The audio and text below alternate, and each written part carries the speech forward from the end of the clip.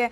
तो एक और सवाल था सर, उसके बाद सीधे मैं ट्रेंडिंग काउंटर्स भी लूँगी। आईटी जिस तरीके से पेन पॉइंट ये इंडेक्स झेल रहा है, निफ्टी आईटी देखें आप 4% करीब लुढ़क गया। कल के सेशन में भी हम बात कर रहे थे 1.5% की गिरावट आईटी ने झेली। क्या लग रहा है सर आईटी में अब क्या करना चाहिए? हालांकि हम डिटेल्स और भी बताएंगे शो में, आगे रिपोर्ट भी आई है, लेकिन जो इन्वेस्टर्स फंस गए हैं आईटी स्टॉक्स लेकर, उनकी कोई हिदायत? देखिए, इसमें ना अब आपको एक व्यू ये लेना है कि यूएस में रिसेशन आ रहा है या नहीं आ रहा है। इवेंचुअली पूरा का पूरा मामला है ये। ऑलमोस्ट 2 साल पहले आईटी में यही हुआ था। 2022 में बहुत बड़ी रैली हुई थी। उसके बाद 2023 में एक बहुत बड़ी करेक्शन आई थी निफ्टी आईटी में।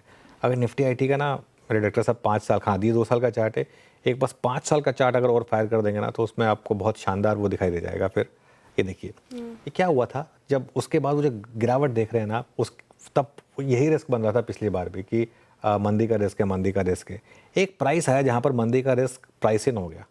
जहाँ पे मंदी का रिस्क प्राइसिंग हो जाए ना, वहाँ पर अगर तो मंदी वाकई में आ गई तो प्राइस में नहीं आई तो बहुत तेज़ रैली हो जाएगी।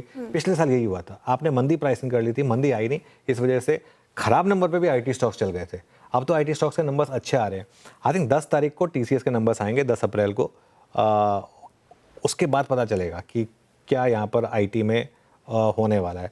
मेरा ये मानना है कि अगर आप एक प्योर इन्वेस्टर हैं, अगले 6 महीने प्योर इन्वेस्टर हैं, आंख बंद करके रेट देखे बिना निफ्टी आईटी के ईटीएफ में एसआईपी करें, आंख बंद करके।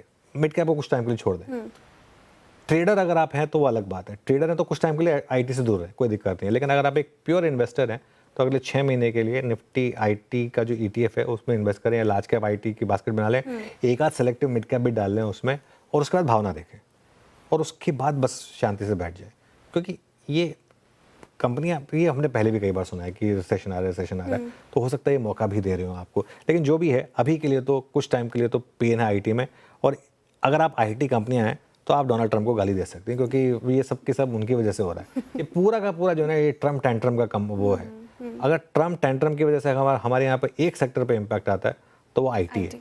कुछ हद तक फार्मा भी है, लेकिन वो जो उनके टेंट्रम्स हैं वो बेसिकली जो है, अब वो खुद तो टेस्ला ले रहे हैं, नहीं, लेकिन बाकी लोगों को थोड़ा सा दिक्कत आ रही है। क्या वो विजुअल्स है क्या, थोड़ा सा प्ले कर दीजिए, और अगर वो हमारी ट्रंप टेंट्रम की स्ट्रिंग है तो वो भी प्ले कर दीजिए। तो यहाँ पे थोड़ा सा दिक्कत तो है, उनके टेंट्रम की वजह से बाकी लोगों को थोड़ा सा झेलना पड़ रहा है। लेकिन मेरा ये मानना है कि इसको एज इन्वेस्टर अप्रोच करें, एज ट्रेडर ना अप्रोच करें हमें। चलिए अब ट्रेंडिंग काउंटर से बात करते हैं।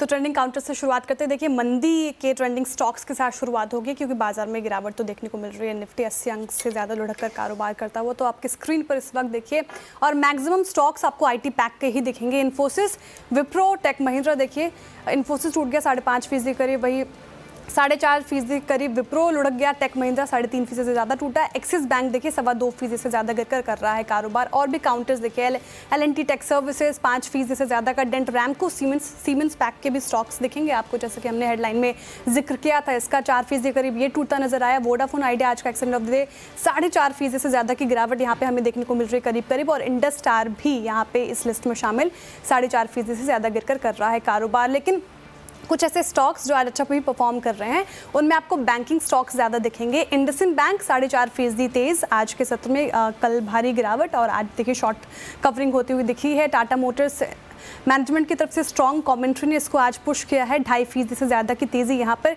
कोटक महिंद्रा बैंक चल पड़ा आज 2.5% तेज़ होकर। एचडीएफसी बैंक में भी आज 2% के करीब खरीदारी हमें देखने को मिली। और कुछ काउंटर्स जहाँ पे अच्छी तेज़ी हमें देखने को मिल रही है वो भी आपके स्क्रीन पर इस वक्त आएंगे। देखिए, मनप्पुरम फाइनेंस, यहाँ पे एनबीएफसीज भी तेज़ दिखेंगे आपको, लगभग 2% की तेज़ी। आदित्य बिरला कैपिटल 2.5%, इनफैक्ट 3.25% चढ़कर कर रहा है कारोबार। वोल्टास लगातार तेज़, ये काउंटर पिछले कुछ दिनों से 2.5% यहाँ पर भी तेज़ी। और एनएचपीसी, पार पैक के कुछ स्टॉक्स में भी आपको खरीदारी देखने को मिलेगी। चलिए अब